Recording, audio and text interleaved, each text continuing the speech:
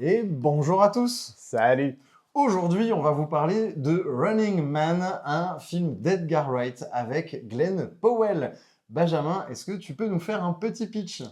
Et bah du coup, c'est un film qui est tiré d'une nouvelle de Stephen King, hein, donc il y a déjà eu une adaptation il y a quelques années avec Arnold Schwarzenegger, et donc ça raconte l'histoire d'une dystopie où voilà, il y a les pauvres très pauvres, les riches très riches, et donc il y a un très pauvre qui va participer à une émission de télé qui consiste à se faire courser par des gens qui veulent le tuer pendant 30 jours. Et s'il atteint ces 30 jours, il gagne une énorme somme d'argent qui lui permettra de mettre la famille à l'abri et non pas la mama.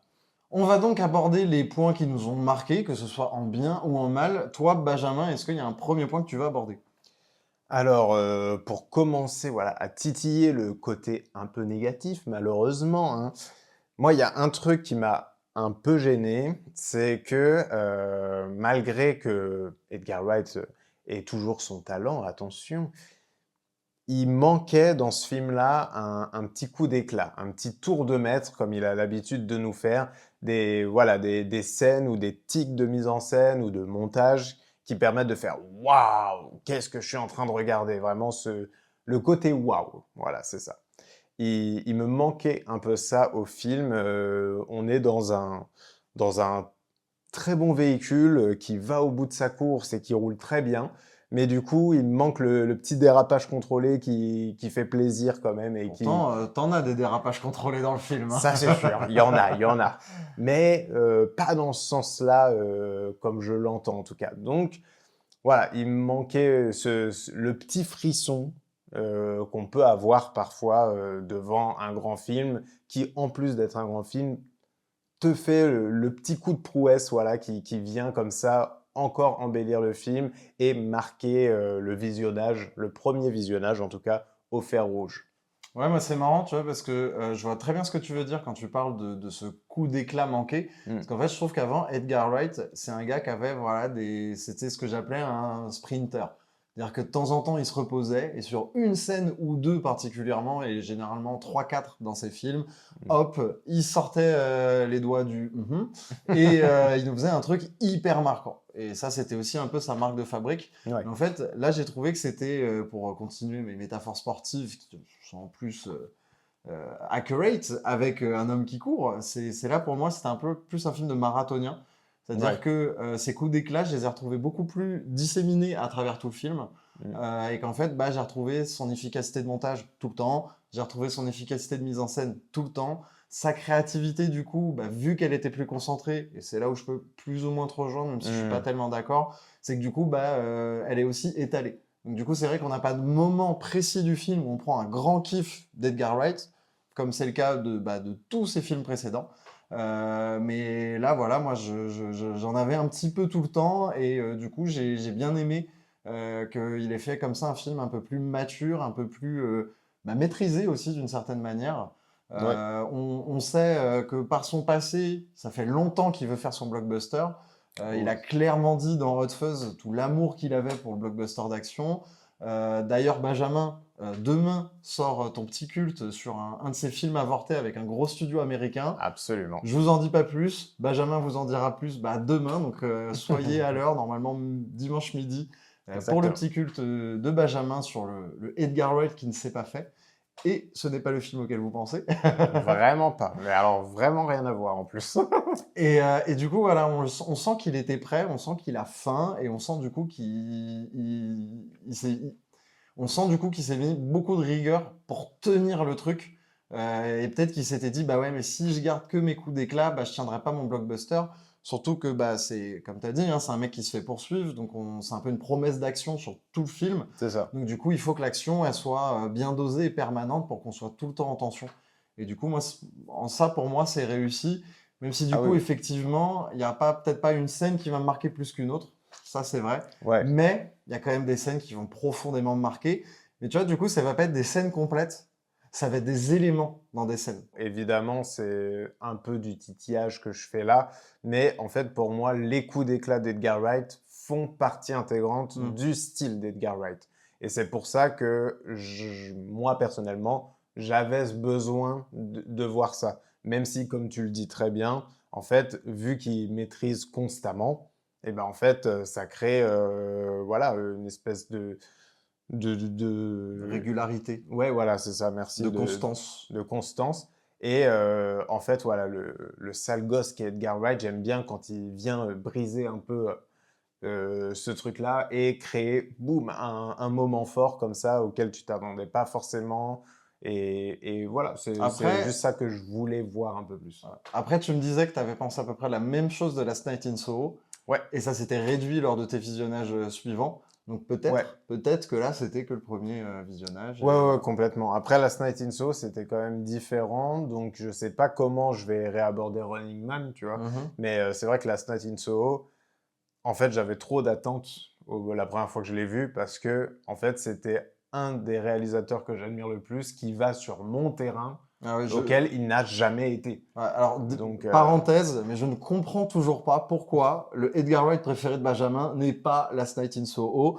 Voilà, on parle de cinéma tout le temps, tous les jours avec Benjamin, et il nous reste encore des mystères comme ça entre nous. c'est ça. Le fait que Last Night in Soho soit pas le chef-d'œuvre d'Edgar Wright pour Benjamin, je ne comprends pas. Peut-être justement parce qu'il vient trop le chercher sur ton terrain.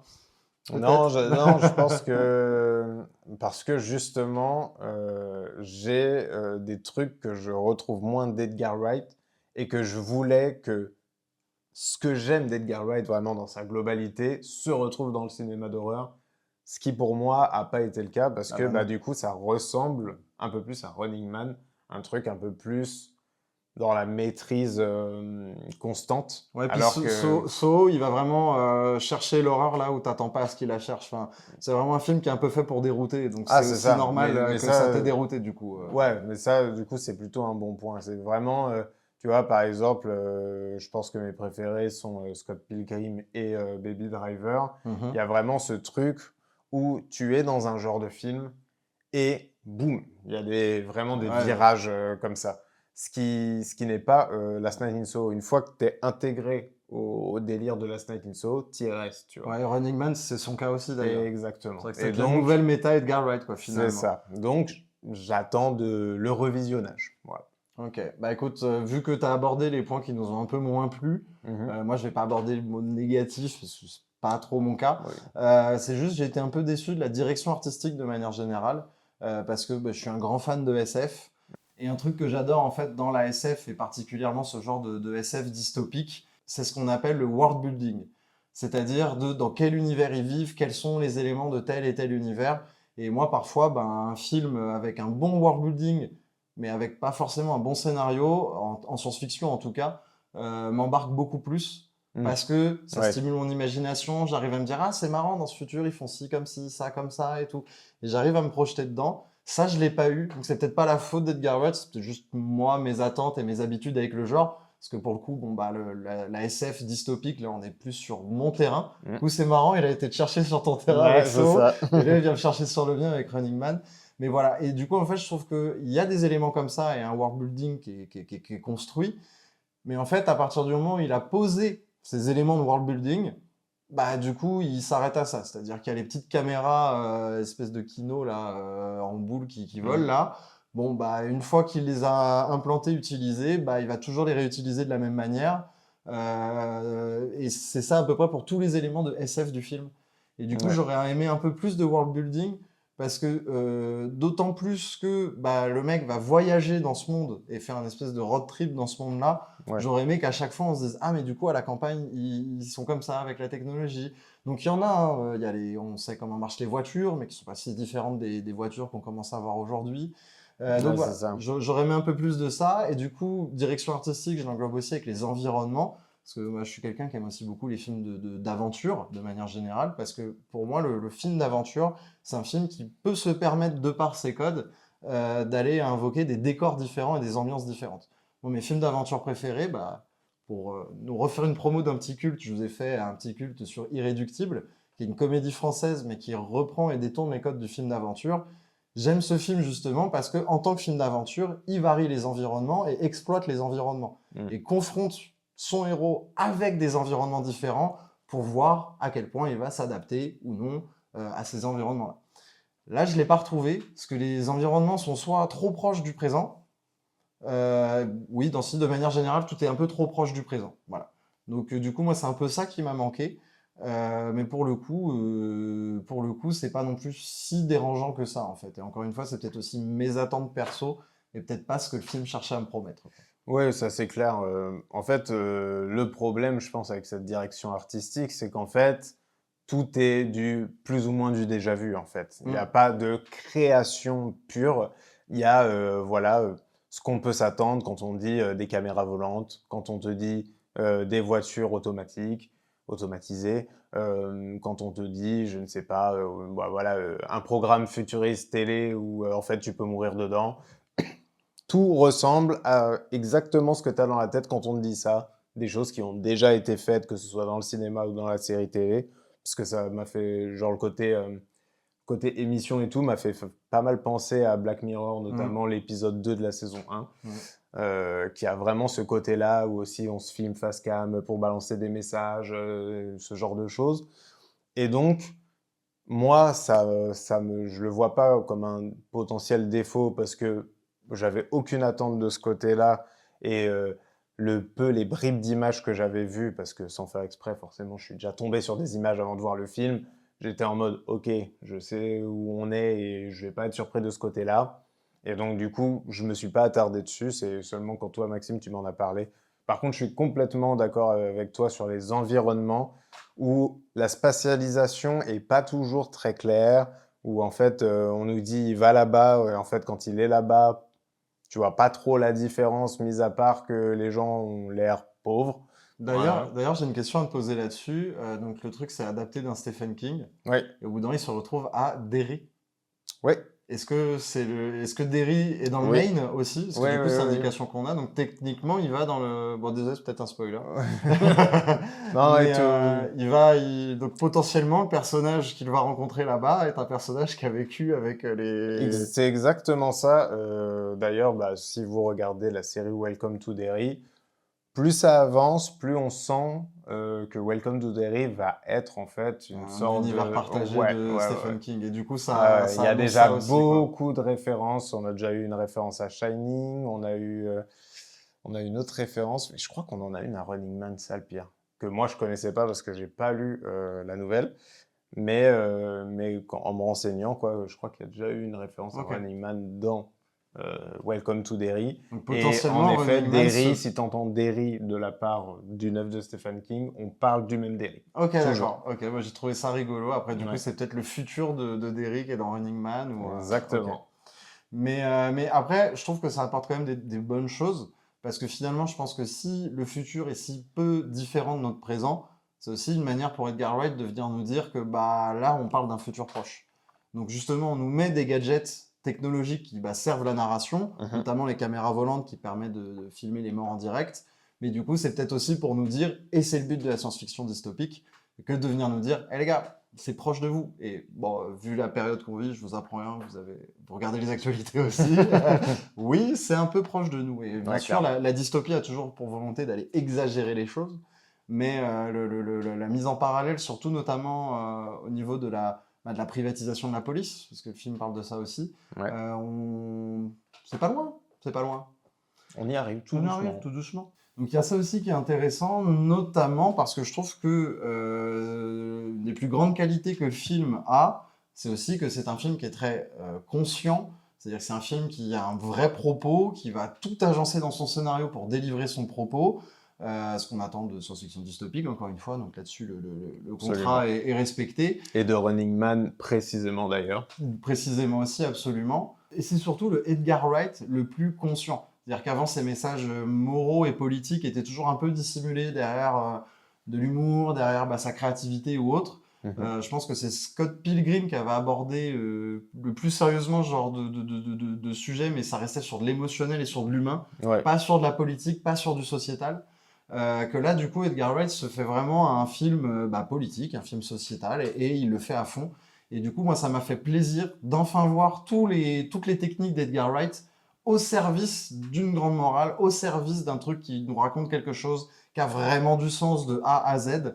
Et du coup, c'est en ça aussi que le film est plus concentré et moins éparpillé. Ouais. Mais du coup, ça m'a fait plaisir qu'il y ait à ce point un propos qui est tenu Et en plus de ça, Edgar Wright fait un peu comme Running Man, quoi. C'est-à-dire profite du système pour aller plus ou moins le détruire de l'intérieur aussi, parce que c'est quand même un Britannique qui va faire un blockbuster aux États-Unis. Donc il y a un petit parallèle avec ce Ben Richards qui va accepter Running Man et finalement va d'une manière ou d'une autre chercher à baiser le système. Ouais, mais en plus, c'est marrant que tu précises que là, il est plus conscient, plus politique et tout. Parce que je trouve qu'en fait, pour moi, ses premiers films, il y avait de ça, tu Il vois. y avait Shaun ça, of ouais. the Dead, Hmm. il y a un côté social et politique. Hot Fuzz est très proche, finalement. Hmm. On parle Ah, mais Hot Fuzz est son de film le vieux... plus proche de Running Man, hein. C'est un Ouais, c'est ça. proto-Running Man On presque, parle Hot Fuzz, hein. d'un flic un peu bourrin qui est transféré dans la campagne, donc chez les pauvres, les gueux, Les machin et gueux. tout, et qui finalement va devoir s'intégrer à eux. Donc là, c'est un peu le sens inverse. Hmm. S'intégrer à eux pour aller faire exploser finalement un truc qui est à Littéralement. l'intérieur. Voilà, on ne vous dit pas quoi, ni pour Hot Fuzz, ni pour Running Man, mais faire exploser le truc de l'intérieur, Et quoi. l'explosion est littérale, je le répète. C'est Non, très mais important. en plus, le lien avec Hot Fuzz, il est presque évident parce que c'est dans Hot Fuzz que justement Edgar Wright déclarait sa flamme au cinéma d'action. Bien sûr. C'est-à-dire qu'il le dit texto, un de ses films préférés, c'est Bad Boys 2. En plus, il cite directement McTiernan. Enfin, il cite en fait des grands noms du cinéma d'action, comme il faisait dans Hot Fuzz. Tout comme il citait des grands du cinéma d'horreur, plus habituellement dans ces films comme Shaun of the Dead ou justement Last Night in Soho. Mhm. Donc là, on sent vraiment l'amoureux du blockbuster d'action qui a enfin trouvé la voie pour pouvoir avoir la main mise sur un blockbuster d'action complet. C'est vrai que on est chez Edgar Wright, donc là aussi c'est très généreux. Ça pète de partout, mais alors vraiment ça pète de partout, partout, partout, partout, parfois de manière un peu exagérée. Ah, le mec aime Bad Boys 2, qu'est-ce que tu veux? C'est-à-dire que quand t'aimes ce film, t'aimes les grosses explosions. Ah, ça, c'est sûr. Et je le trouve pas tant exagéré, Running Man. Non. En fait, vu que le propos de base et la dystopie de base est ahurissante, Mm. en fait, tout est là à la hauteur du concept de l'émission proposée, Mm. qui est que tu es poursuivi par je ne sais combien de mecs, que tout le monde dans la rue peut te reporter, c'est-à-dire peut signaler que tu es à tel endroit pour que les agents viennent te buter. Donc, en fait, tout est à la hauteur de ce côté complètement hallucinant Ouais. de la situation. Et puis on vous parle d'Edgar Wright depuis tout à l'heure, mais il n'a pas été tout seul à faire ce film, hein. Notamment, il y a Stephen King, hein. Je pense que Stephen King a dû adouber le projet, parce que ça, là, pour le coup, Stephen King essaye toujours maintenant d'avoir un vrai regard sur ses œuvres. Et je pense aussi que ça l'a peut-être aidé à se faire un chemin dans le système du blockbuster C'est de la pure hollywoodien. supposition, C'est de la pure attention. supposition là-dessus. Mais j'espère qu'en tout cas Stephen King est fier de cette adaptation, parce qu'il peut. Mais il y a aussi du coup la star, Glenn Powell, et même plus Ouais. généralement l'ensemble du casting qui est assez excellent, bien casté, bien trouvé. Ouais. Il y a des nouvelles têtes qu'on a peu l'habitude de voir qui font plaisir. Il y a des têtes naissantes, comme notamment Cathy O'Brien. J'aurais aimé la voir plus, mais bon, c'est Ouais. pas de la faute du film, c'est juste nous, on adore trop Cathy O'Brien, donc on Exactement. veut la voir plus. Mais du coup, on a Glenn Powell en rôle titre et franchement, il fait un boulot de dingue. Parce que disons qu'en termes de comédie, il y a toujours, je parle vraiment du jeu d'acteur en termes de comédien, on parle toujours de ces fameuses 5 émotions, bon, voire 6, voire 7, je ne vais pas débattre là-dessus. Voilà, la joie, la colère, la machin. Est-ce que la surprise en fait partie? Non, j'ai dit que je faisais pas de débat là-dessus. Non. Et donc du coup, souvent dans un film, particulièrement dans un blockbuster hollywoodien, les acteurs, pour prouver qu'ils sont quand même des vrais acteurs, malgré le fait qu'ils fassent des films avec beaucoup d'argent, ils veulent montrer toute leur palette. Donc du coup, on Exactement. va avoir une scène un peu plus émotion, une scène un peu plus humour et tout. Par exemple, c'est le gros problème de Will Smith, qui veut avoir toute sa palette d'émotions représentée quasi systématiquement, tout en passant pour le mec bien du délire. Donc c'est ce qui fait que souvent Will Smith, ça marche pas. Là, Glenn Powell, il s'est dit, ah ok, je joue un mec en colère. Ok, je joue un mec en colère. Toutes les palettes d'émotions, je vais les démontrer par la colère. Et c'est en ça, je trouve qu'il fait une excellente prestation. Ouais. Parce que beaucoup auraient justement voulu tenter d'autres palettes.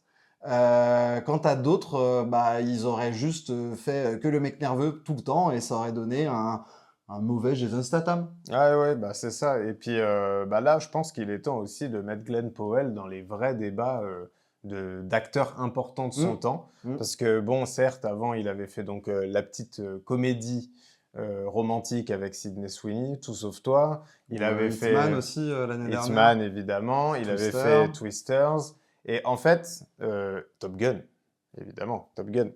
Euh, et on avait du mal encore à se dire, bon, ce gars-là, qu'est-ce qu'il va faire? Qu'est-ce qu'il va devenir? En fait, c'est un abonné aux gros blockbusters ou en tout cas aux films populaires. C'est une petite gueule d'ange, donc il va faire le beau gosse de service. C'est ça, exactement. Et du coup, on savait pas trop sur quel pied danser. Là, je pense que c'est le film qui, enfin, vient nous montrer que déjà, il en a sous le pied, parce que justement, faire passer par la colère toutes les autres émotions, c'est quand même pas facile.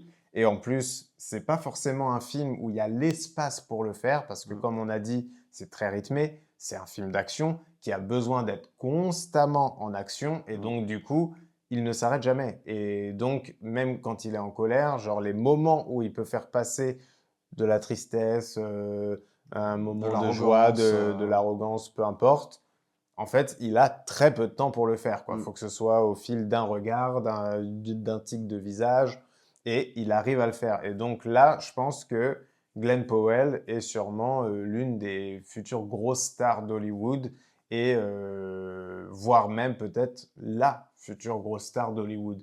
Et franchement, moi, ça m'irait très bien parce que je trouve qu'il a un équilibre qui est très fort. Et lui, il a pris le truc un peu à l'envers, c'est-à-dire que ces exemples comme Tom Cruise ou Brad Pitt, eux, ont commencé par du film d'auteur. C'est clairement l'enfant des deux. Hein. C'est ça. On commençait avec du film d'auteur, puis on commençait à s'illustrer dans du blockbuster. Là, lui, il part directement du blockbuster à voir s'il va intégrer le cinéma d'auteur. Je pense qu'il va le faire et je pense qu'il va bien le faire. Oui, puis surtout, moi, ce qui me plaît particulièrement avec Glenn Powell, c'est qu'on voit que c'est un taffeur. Et on voit qu'il taffe ses rôles et qu'il a ce côté comme Ethan Hawke, qui est mon acteur préféré si j'en ai un. Parce qu'en fait, Ethan Hawke, c'est un taffeur qui va pas faire de différence dans les films dans lesquels il joue. J'aimerais bien qu'il le fasse parce qu'il a quand même joué dans beaucoup de merde. Mais un Ethan Hawke, peu importe dans quel film tu le vois, même la pire merde du monde, Ethan Hawke, il va être solide, il va être impeccable, il va dire écoute, moi je viens faire mon taf, la qualité du film est pas de ma responsabilité. Glenn Powell, il a ce côté taffeur. Parce que tu sens qu'il a un rôle, qu'il le taffe, qu'il va se dire ok, machin. Et tu vois, moi, par exemple, dans Twisters, qui est un film qui est plutôt moyen quand même de manière générale, bah, on sent que Glenn Powell, il a tout fait pour dire ah ouais, mais attends, mon personnage, il a ci, mon personnage, il a ça.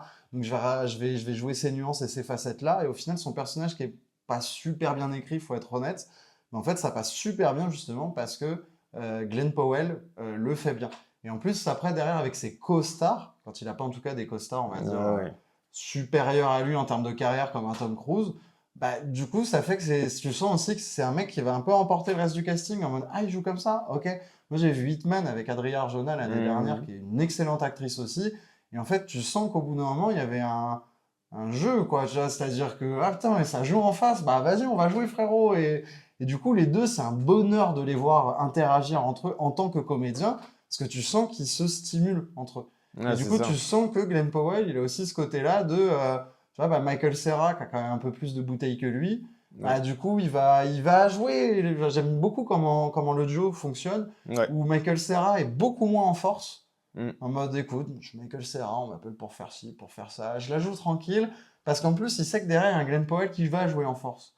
Donc du coup, à chaque fois qu'en fait, Glenn Powell doit interagir avec un autre acteur, en fait, ça fonctionne toujours super bien parce que tu sens que ça doit être en tout cas agréable de travailler avec ce type, quoi. Tu vois, même avec Josh Brolin, je trouve que leur scène entre les deux, quand ils sont en tout cas dans la même pièce, ça fonctionne super bien, quoi. Non, mais c'est surtout que en fait, ça montre quelque chose et qui est pas si récurrent, je trouve, aujourd'hui.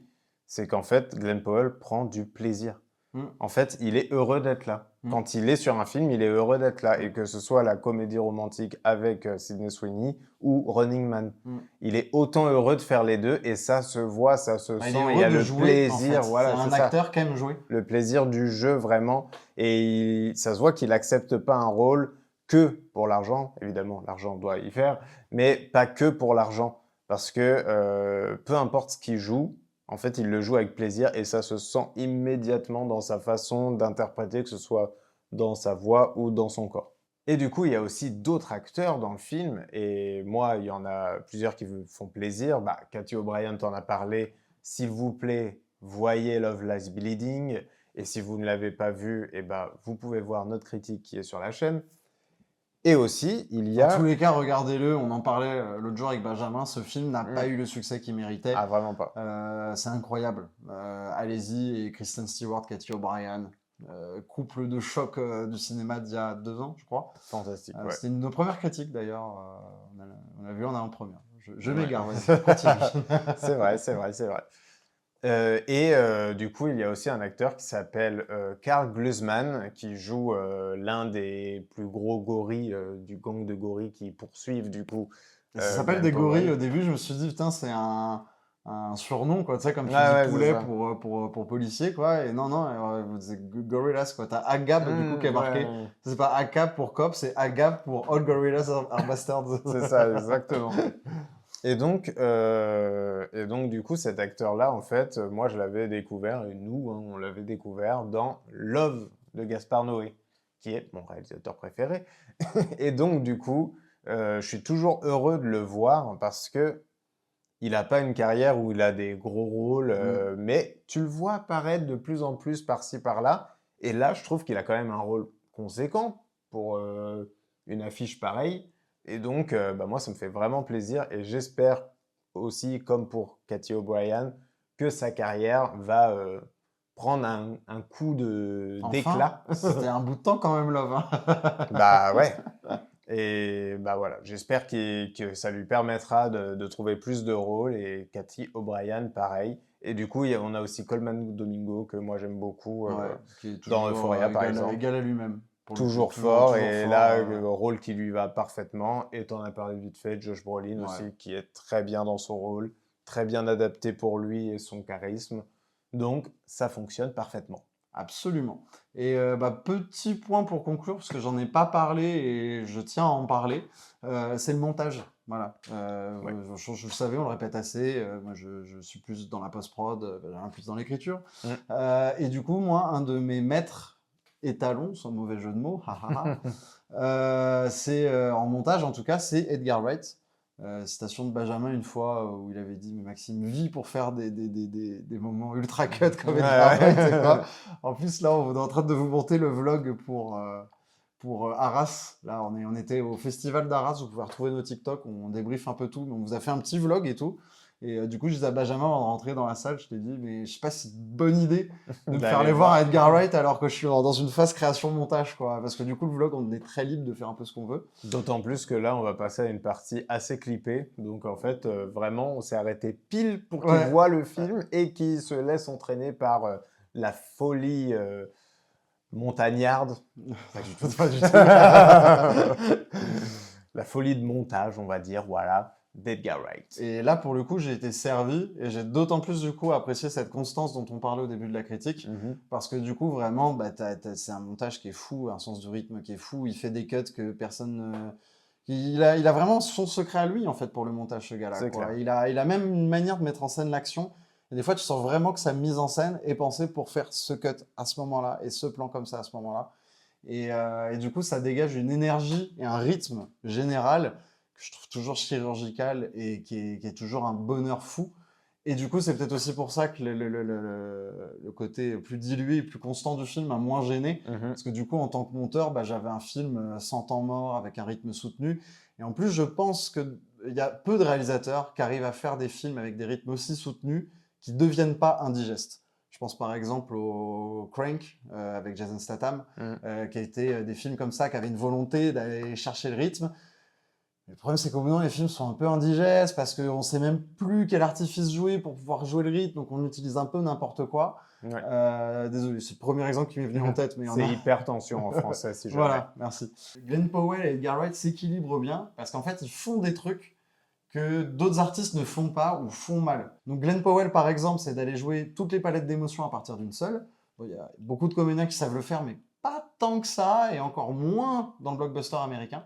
C'est ça, c'est surtout ça. Voilà, surtout ça. Et Edgar Wright, pareil en fait. Dans le cinéma d'action, il y en a beaucoup qui recherchent la tension permanente, mais au final, souvent, la tension retombe malgré tout. Parce que on a trop surchargé au bout d'un moment, donc au final, au bout d'un moment, on ne sait plus quoi faire et tout. Et au final, Edgar Wright, il a une science du montage qui fait que même dans les moments un peu plus posés, hop, le rythme, il est tenu, quoi. Il y a vraiment une cadence. Je sais pas, il doit monter avec un métronome, je sais pas quelle est la technique. Et d'ailleurs, ça me fait penser à un truc. Il y a une scène dans un hôtel où il y a une voix off de Glenn Powell qui est ajoutée, Ouais. qui ne sert à rien, qui ne revient à aucun moment ni avant ni après dans le film. Et du coup, je suis sûr et certain que Edgar Wright l'avait pensé comme son moment de calme et de... Parce qu'en plus, c'est un moment où le personnage peut croire qu'il est plus ou moins en sécurité, Ouais. parce qu'il il laisse tomber ses moyens de défense littéralement. Et du coup, tu sens que le studio a fait « Pourquoi là, c'est vide? Ah, il faut rajouter un truc. » Tu vois, pour qu'il s'est peut-être même fait lui-même piéger par son rythme. Ah, ou, attention, moi je pense pas. Hein. Ah ouais? Ah, je pense qu'elle vient vraiment de lui, hein, parce que tu regardes Baby Driver, c'est que ça. Hein. Oui, mais là vraiment, c'est ponctuel. Et il y en a qu'un un moment, Ouais, en fait. mais Je trouvais ça très elle est bizarre. faite comme comme dans Baby Driver, je suis sûr qu'elle vient d'Edgar Wright. Ok, bah en tout cas, ça m'a vraiment surpris parce qu'elle revient à aucun moment, ni avant, ni après. Au point que je me suis même demandé si c'était bien le personnage de Glenn Powell qui parlait, quoi. Et que du coup, bah, ou alors peut-être c'est moi, du coup, qui aurais préféré qu'il profite d'un vrai moment de Ah oui, respiration. oui, bah, de toute façon, la plupart du temps, une voix off n'est pas nécessaire. C'est très difficile d'avoir une voix off nécessaire. Il faut Donc, s'appeler Danny Boyle ou David Fincher pour pouvoir gérer le problème. exactement. Et donc voilà, ça fait toujours un peu bizarre. Mais par contre, par exemple, j'adore celle de Baby Driver, tu vois. Oui, mais celle de Ça, Baby c'est- Driver est justifiée, cohérente, elle revient, et machin, Mais tu c'est... vois, dans le même sens où tu dis ça, genre c'est bizarre parce qu'elle vient qu'une fois, bah en fait, même s'il avait laissé le moment de calme tout seul, bah c'est bizarre parce que ça vient qu'une fois. Oui, Donc c'est pareil, tu vois. Ouais, c'est Donc vrai, je pense c'est vrai, que c'est ça vrai. vient vraiment de lui, mais encore une fois, ça c'est de la supposition. Mais voilà, en tout cas, voilà, c'est l'élément bizarre du film. On verra peut-être, on saura plus tard, dans quelques années, Peut-être. quand il jugera cette scène. Bon, en tout cas, je pense qu'on a fait le tour, Benjamin. T'as quelque Ouais, chose à ouais. ajouter? Voilà, Non, donc, pas spécialement. Allez voir le film. En vrai, c'est un bon moment, je pense, pour n'importe qui. mm. Si le pitch de base vous intéresse, vous serez servi. Bah, surtout que si vous voulez un film avec du fond, vous en aurez. Si vous voulez juste un film d'action, vous en aurez. Si vous voulez voir juste Glenn Powell, bah, vous en aurez. Voilà, si vous aimez la science-fiction, vous en aurez. Enfin bref, voilà. Nous, en tout cas, on a passé un excellent moment. C'était Exactement. extrêmement divertissant. D'autant plus qu'on ressort d'une semaine assez intense au Festival d'Arras. Ouais. Donc intense pour deux raisons. La première, c'est qu'on a beaucoup travaillé, que c'est un rythme de travail qui était assez particulier à encaisser. Qui n'est pas encore fini d'ailleurs. Voilà, je vais pas dire difficile parce qu'on a pris un plaisir de dingue, Bien mais sûr. c'est vrai Bien qu'on sûr. est rincé. Et qu'en plus, c'était des films qui étaient très émotionnels, des films d'auteur, des films qui ont été chercher des choses en nous émotionnellement. Donc, je pense que ça ajoutait peut-être aussi à une forme de fatigue. Ouais. On vous laisse aller voir les TikTok pour vous expliquer de quel film il s'agit et de quelle émotion il s'agit. Voilà. Mais vous comprendrez très vite en regardant. Et tu vois, à la fin d'Arras, je disais à Benjamin, putain, mais j'ai envie d'aller voir Predators, j'ai envie de mon blockbuster, genre, détente. Même si c'est nul, au moins, je me viderai le cerveau, et voilà. Mais finalement, je l'ai eu avec un très bon film, qui est Running Man, à savoir, du coup, où est-ce qu'il se retrouvera dans nos tops. Mais pour le savoir, faut nous suivre, vous abonner sur nos plateformes, et comme ça, vous le verrez dans les tops qu'on, normalement, on sort début janvier. Exactement. Ça y est, c'est l'heure du départ, c'est l'heure de dire au revoir. À On demain, est content d'être... dis-leur à demain pour toi. À demain, c'est vrai, à demain. On est très content d'être revenu sur un format critique. J'espère que vous l'êtes aussi. Peut-être qu'il y en aura d'autres. Dites-nous si ça vous intéresse. En tout cas, nous, on se dit à demain. Moi, je vous dis à plus. De toute façon, je suis toujours dans le coin. Mais même à demain, en vrai, j'ai mon petit caméo comme d'habitude dans le petit culte. Toujours, toujours. Mais en tout cas, malgré tout, n'oubliez pas que ce qu'on vient de dire sur Running Man n'était que notre avis. Faites-vous le vôtre. Et ciao! Bye.